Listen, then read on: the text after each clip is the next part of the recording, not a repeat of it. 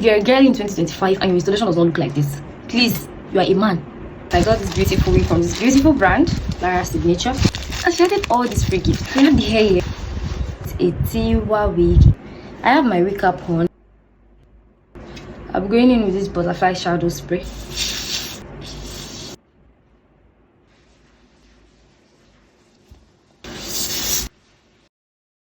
Press it down after applying your spray. Like down.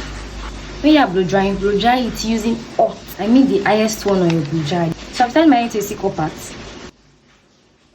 Now you need your wax stick and your hot comb. This is wax to press it down. Use this hot comb to flatten it. After combing it to be this flat, open your back. Can you see it has melted? Melted.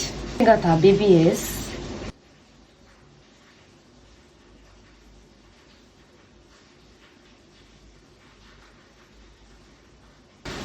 Hot comb. I've used this Gorilla Glue to do my baby hairs. So apply it gently. First thing you do is you put your hand here, bend it inside, bend the rest inside. It's so simple. Okay, apply glue. After laying your baby hair, spray it and apply your band.